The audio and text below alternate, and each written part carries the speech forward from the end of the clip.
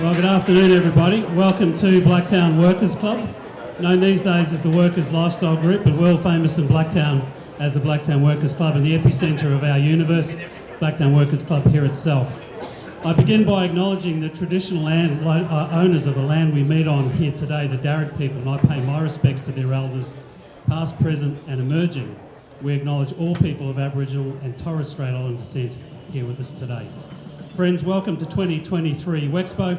My name's Morgan Stewart. I'm the CEO of the Blacktown Workers Club Workers Lifestyle Group. And today's luncheon, we're very honoured, and it's my pleasure to welcome our keynote speaker, the Honourable Stephen Kamper, Member for Rockdale, Minister for Small Business, Minister for Lands and Property, Minister for Multiculturalism and Minister for Sport, which is a handful. There are also, welcome Stephen, thank you for making time. There are also a number of VIPs with us here today, and I'll acknowledge our Mayor Tony Bleasdale and Councillors Benjamin Susai, Brad Bunting. I also note Edmund Natella, Member for Mount Druitt, thank you. Stephen Barley, our Member for Blacktown and Wexpo Patron, and Mr Warren Kirby, Member for Riverston, thank you. I also welcome the participants of the Community Leaders Forums, our corporate partners and sponsors from Went West and Sid West, through to Novo Nordisk and ACU and everyone else in a partridge in a pear tree. Forgive me if I've missed you. Thank you, members of the business community and community organisations, for being here today. So, my job is to welcome Stephen. So with a number of ministries, it's fair to say that he is a busy fellow. So I thank him for making the time to be here with us today. Thank you, sir. In preparation to welcome Stephen today, I read and reread his parliamentary speech given back in May 2015, and I discovered the man and the politician that seemed, in hindsight, a bit of a manifestation into the universe, as the kids would say, if I'm to be honest. Themes that I picked up on were family, heritage, relationships, service and humility, community and multiculturalism, business, technology, worker advocacy, and abhorrence of domestic violence. It strikes me now, Stephen, that you seem to be in the very place that you're supposed to be. So our congratulations to you, and I think we all look forward to your outcomes for us. Thank you. I felt Stephen's passion for his community in life when he spoke about the journey of his parents and family into Australia and of growing up in a multicultural society, in particular Rockdale. On a side note, I noted in his speech there was a reference to James Cook High. I also went to a James Cook High. However, mine was not in Rockdale. It was located in what we've come to know as very far east Sydney, aka South Auckland, New Zealand. As Minister for Sport, though, we do have something else in common more than the Blacktown Sea Eagles in the knock-on effect, our feeder into Manly Sea Eagles, or our sponsorship of the women's program through the awesome Bob Turner's Blacktown City Football Club, but that we are unfortunately both currently NRL cellar dwellers, I'm sorry mate, with your love and die-hard support of St George at 16 on the ladder, and myself as a West Tigers tragic and back-to-back wooden spooner myself. Oh well, there's always next season, right? So it is about consistency, you're quite right. Let's go for 3 years in a row at the bottom. So on that note, please join me in welcoming the Honourable Stephen Kamper MP to the microphone. Thank you.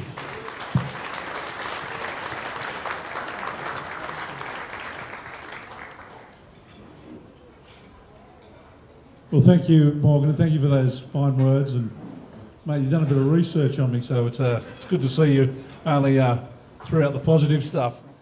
But I'd like to start by acknowledging the traditional owners of the lands in which we meet and pay tribute to elders past, present and emerging.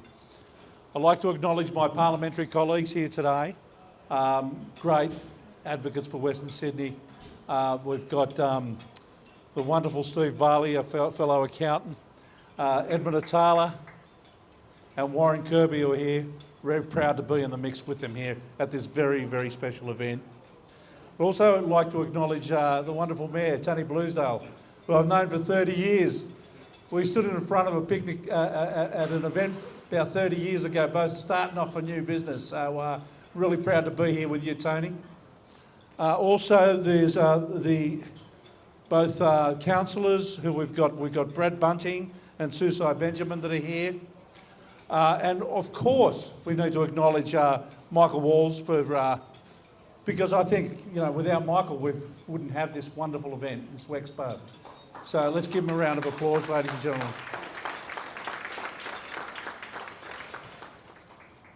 When my friend Steve Barley asked me to take part, I was glad to accept. I know from previous years that Wexpo events are packed with interesting activities. From workshops to forums, roundtables to entertainment, hundreds of people will take part in this year's event, including business leaders, finance experts, academics and social service providers. And I had the pleasure of walking around and meeting every one of them today.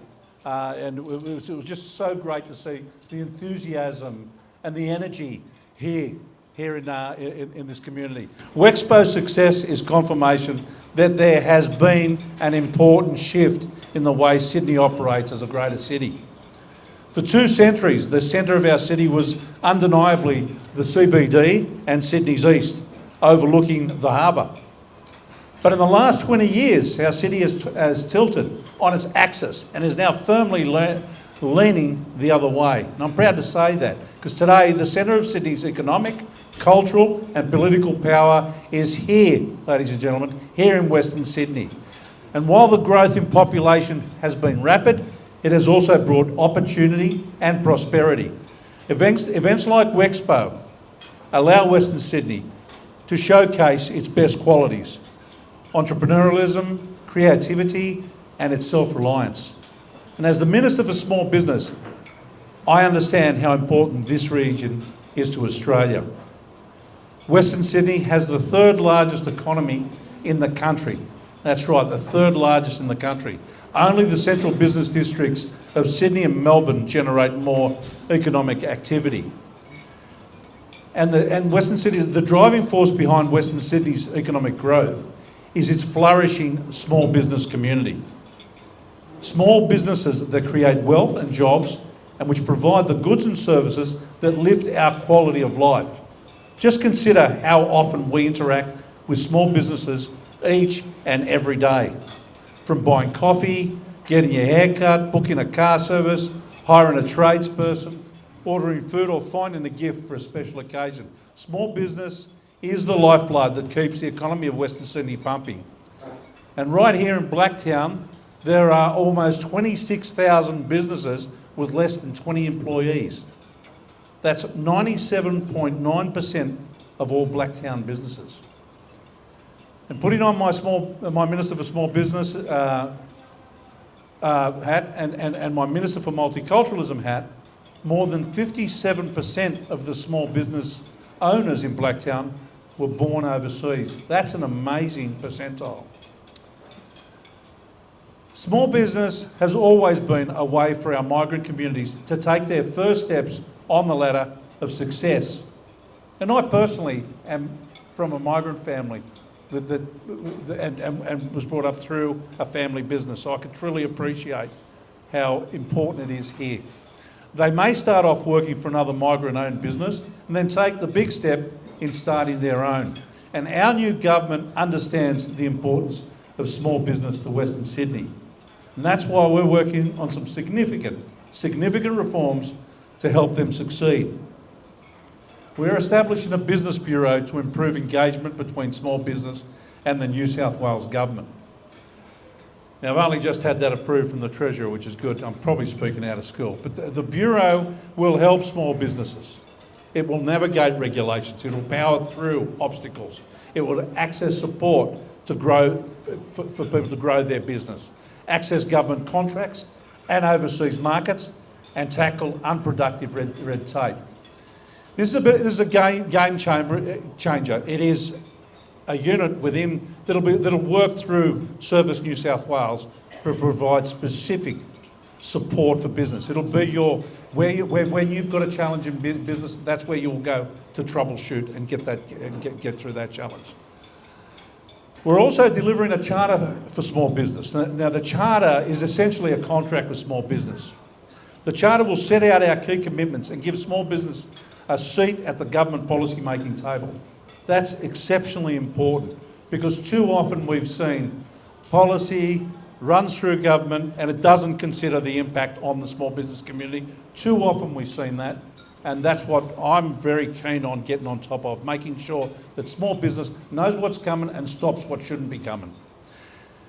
And we expect to launch both of the Bureau and Charter by the end of this year. It'll be a proud day in my career, not just as a politician, but just as an individual, a person from the business community. It'll be a proud day when I launch these things very close to Christmas. We'll also be, touching on and working on improving procurement for small business. So we'll be boosting New South Wales government procurement from small business. And at a grand scale, we want it to be up to about 30% by 2026. This includes simplifying government contracts and processes and adding a local supplier element to tender weighting.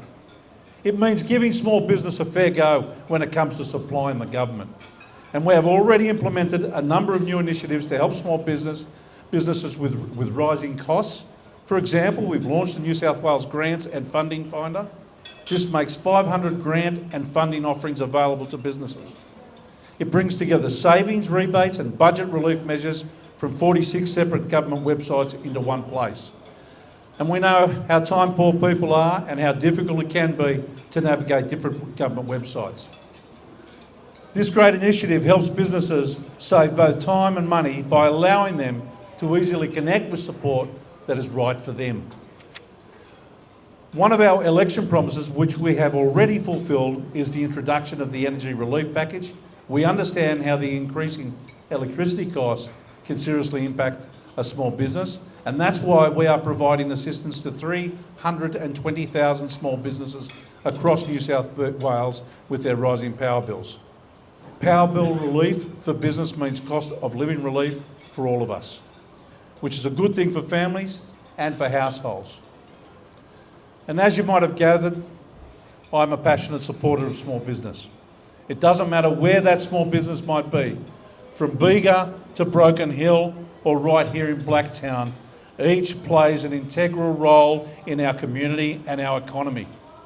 So thank you for the invitation to speak with you today. It is great to see the exciting things your organisations are doing, and I wish each of the businesses and organisations taking part in Wexpo Blacktown every success. Thank you very much, ladies and gentlemen.